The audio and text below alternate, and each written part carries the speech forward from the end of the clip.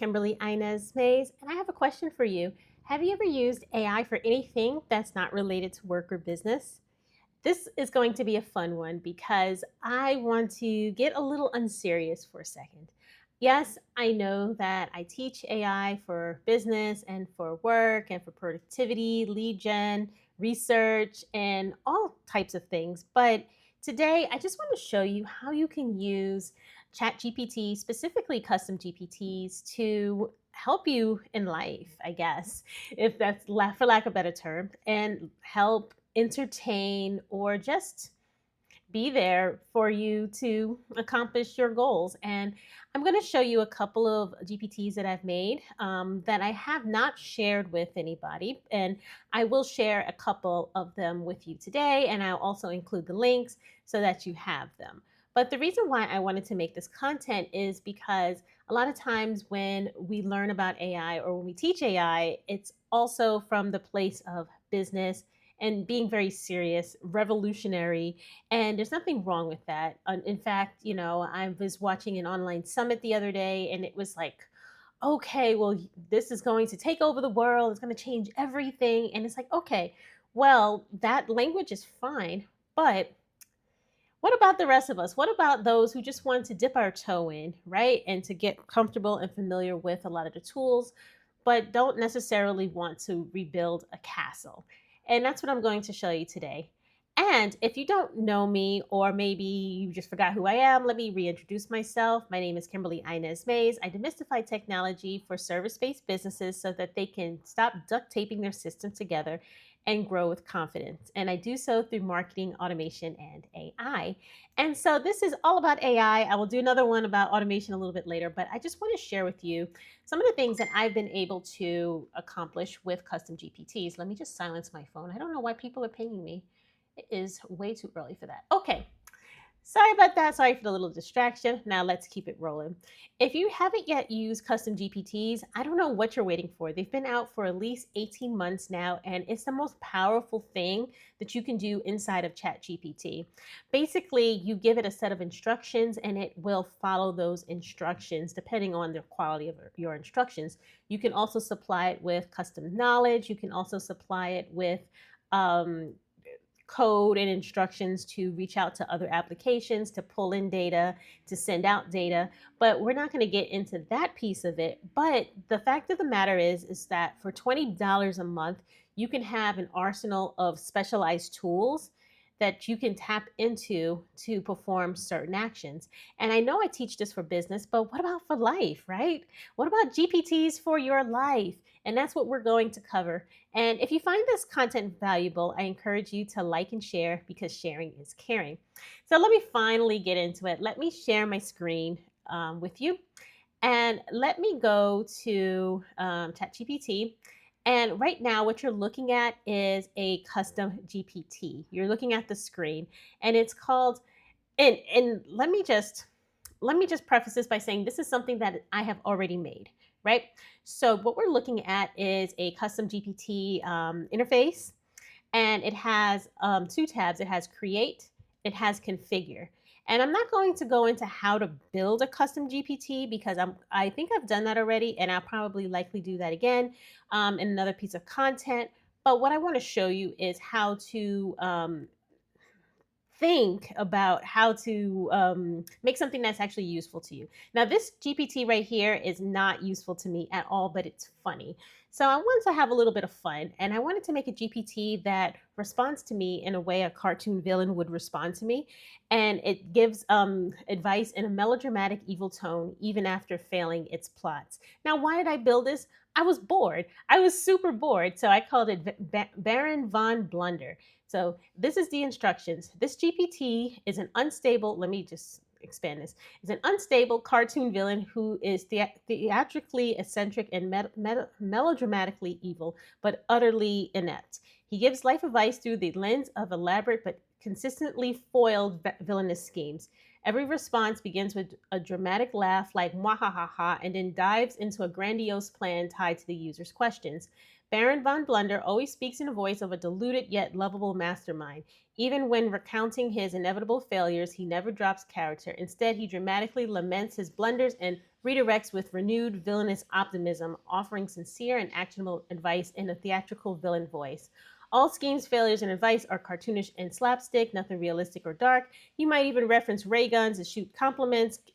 Okay, so I'm not going to read all this, but basically, I made a cartoon villain that gives really bad advice. So let me open the GPT to show you exactly what it does. So this is under the hood, right? We have the instructions, and then we have the talking points, and we have the testers on the left. So I'm just going to go to View GPT. So right here in my Chat GPT interface, come on. All right, my computer is a little bit slow today. All right. So in my GPT interface, we have the name of the GPT, which is Baron von Blunder. And so I'm going to ask it, help me get motivated to work today. So it says, Mahaha. So the flames of apathy dare to flicker with it in your lair today. Not to worry. Baron von Blunder is here to ignite the inferno of industry with the turbo booster of to-do triumph. So it's giving me like a fun way to get motivated, but it's also, I don't know, it's really cartoonish. So the reason why I'm showing you this is that maybe you are homeschooling, right? And you want to have like a tutor that's kind of fun for your kid. Maybe you're bored like me and you just want motivation that is delivered in a certain way. I don't know what you would use this for, but again, these are the types of things that you can build. And the reason why I'm showing you this is not because it's particularly useful, it just shows you the power of creating a custom GPT. And the way I teach AI is I like to start off with a low stakes use case first, and then I expand it to something else. So this is not the best one I've created. So I have a couple of other ones. I have this one called the Why Quest, helps users spark motivation by turning their whys into a personal, detailed adventure story. I have this one, it's called the Blessings Alchemist, a warm guide to helping users find and deeply explore life's blessings. I have this one that's called the Win Hunter, finds positive outcomes using CBT and DBT in a playful, light style with emojis and drawings. And then I have this one, which is my ultimate favorite. It's called Thoughts on Trial. It's a lawyer who cross-examines negative thoughts to uncover the truth. So this is the one that I'm going to share with all of you guys. It's called Thoughts on Trial. And the reason why I created this and kind of like shifting the tone a little bit here is because sometimes we have negative thought patterns that really affect us in our day-to-day lives, in our work or whatever. And sometimes we do need to look at things from a different perspective. And, having been in therapy for a couple of years and learning and reading about CBT and learning about how to put your thoughts on trial, I created a custom GPT called Thoughts on Trial. And what this pretty much does, I'll just show you. So let's just say that we have a negative thought. Let's say my thought, I didn't get enough done this week, right? And don't worry about my misspelling. So what it does, I'll show you under the hood, but what it does, it says, okay, order in the court, the honorable inner critic has made a bold accusation. Not enough done this week, but before we take guilt to the stand, let's examine the evidence like the truth seekers we are. So it says, number one, compared to what you're standing for, how are you measuring enough? What is a specific goal you had in mind? Or is this a more of a vague feeling of falling short? So let's say I didn't create video content because I was tired after presenting and doing a photo shoot, which is all the truth, by the way. So it says, new evidence just entered the record. Fatigue following actual measurable effort. Presentations and photo shoot aren't exactly light duty tasks. You're on stage, so to speak, not on a couch. Let's change the thought of not enough. And then this is question 2. So how this GPT works is it gives you the evidence, or it gives you kind of like a statement first, and then it asks another question. It gets really to the heart of what you're thinking, and you're forced to put your thought on trial. Just number two, if someone told you they skipped making video content because they were physically and mentally drained from presenting in a photo shoot, would you think they're lazy or not doing enough, or would you say they're being human? I'd say they weren't, oops, my spelling, weren't managing time effectively. And then it says, objection, that sounds like a managerial critique, not a moral failing. The order would like to clarify, are we prosecuting them for being human or for not being superhuman? What would effective time management have looked like realistically, considering your energy levels, commitment, and need for rest? Could anybody reasonably expect to do more under those conditions? And let's say, I could keep going with this. So the thing is, it never stops. And then what it does, it will make a case. It'll reframe the statement, the thought, the negative thought, and then it'll make a closing argument. So it says, bingo, the defense rests on that powerful testimony. I guess not. Even the toughest inner prosecutors have yet to yield to reason and reality. If doing more would have been meant burning out, then maybe, just maybe, you managed your time wisely, not poorly. So it asks another question. If you honored your limits to preserve energy and didn't cancel your responsibilities and still showed up for demanding tasks, what exactly are you guilty of? Is it possible you're judging output instead of effort? And then if I just want to say, okay, let's reframe the thought. And it'll do a nice reframe of the thought. And it says, reframe thought. I didn't create video content this week, not because I failed, but because I prioritized recovery after completing other high energy tasks. Presenting and doing a photo shoot took a lot out of me, and instead of pushing past my limits, I managed my time with sustainability in mind. That's not falling short, that's playing the long game. And then it says, by respecting my energy, I am setting myself up to create better content next time, not rushed, not forced, but aligned. And that is true, because I tried to do a video after my photo shoot and I did not publish it because it was not of high quality, and it wasn't the content that I felt comfortable putting out, because I was presenting on something that was very technical in nature. So I wanted to make sure that I would be able to show up and do my best. So it says, you just flipped the narrative with logic, grace, and a healthy dose of self-respect. And it says, want to shut this trial down for good. Oops, bad word. I accidentally typed it.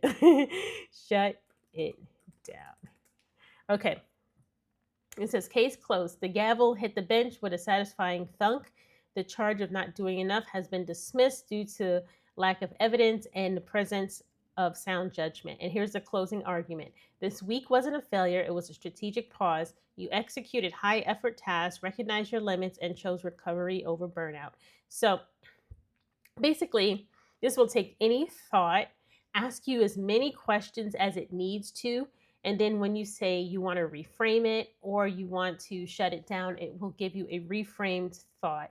And this has helped me out a lot of times. I know that I just put something in here lighthearted, but you can really get to some root causes of thoughts in a short amount of time. You know, this could be a 2 a.m. problem, 3 a.m. problem. And this by no means am I saying this replaces human like advice, contact therapy, or any of things like that.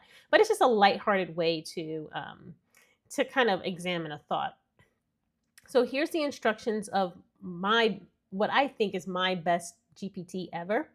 It says, you are a compassionate but firm lawyer specializing in cross-examining negative thoughts. And then I gave it a response template. So look at this. Fun court-like statement and commentary, a question, and just two options, reframe and shut it down. So with this little bit of instructions, I was able to create something super powerful that I use all of the time. So not everything has to be this grandiose business case, but it can literally be something as simple as just putting thoughts on trial. So that's one of my best ones. Let's see. This is the Wind Hunter. This is the Blessings Alchemist. I'll show one more. So I'll show the Wind Hunter. So this one is still in drafts for some reason. Let me see. Life's Lessons, the Y Quest. The Wind Hunter should work. So let me just go to create, save, and then view GPT. And I think this one is the one that will create a drawing at the end. It's called like Bag of Wins. So let's see. If not, then I have another one because I think I have another one called Bag of Wins. Oh, this one is cool. So get started. Tell me what's been going on lately, something that's been feeling heavy, tricky, or just plain annoying. So let's say I was tired after a photo shoot and presentation last weekend. Okay. Sounds like a big adventure. So it's like you showed up for yourself, blah, blah, blah. What do you think this clue means? So it's kind of like a Dora the Explorer type thing. Let's say I'm productive. I just want to show you. I think this is, I'm not sure if this is the one that I want to show you. Let's see. This one says you cracked the clue wide open. Let's put that win in the bag. I think this one will put the win in the bag. Being productive means you tuned your time and energy into something real like magic. Let's see. I want to dig around for another win from the weekend. Maybe it's a hidden gem on you, how you handled being tired. Let's say, show me the bag. Because I'm not going to go over this extensively because, oops, sometimes that happens. Let's retry. Okay. So sometimes that will happen. So let's just go to the Edit GPT screen for a second.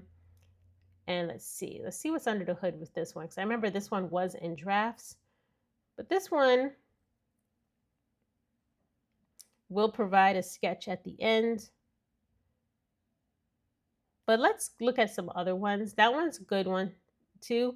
And this one is a Blessings Alchemist. It helps you find things that you might be grateful for. I know sometimes it's really hard to show up in gratitude, especially if you have a busy day, busy morning, you're worried about something. So I created this one to keep track of blessings, and then it just recaps them.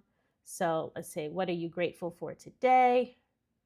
And it says, what am I grateful for? Let's say, Kenzo, my cat. Oh yeah, and then on the right side of any custom GPT screen, you can test it out. So that's what I'm doing. So it says, it puts my blessings in a magical bag. So what I have done, what I created was, for each blessing or each win, I have it stored in a bag. So it recaps it and recalls it to the user at the end. So it says, you'll provide a summary to recap the blessings so far, presenting them in a cheerful, imaginative list. Additionally, you can create a playful sketch of magical blessings in a bag as it fits with the collected blessings. Okay, so now let's see. I am grateful for sunshine. So let's put that in the bag. Okay, such a radiant blessings. This warmth has a way of lifting the heart, blah, blah, blah. What part of sunshine gives you, let's just say, I love light, because I really do. I do like sunny days, and it's pretty sunny right now. Okay, so, and it keeps like kind of going on and probing. So I built these GPTs to really get into like what I'm saying. But let's say, show me the list.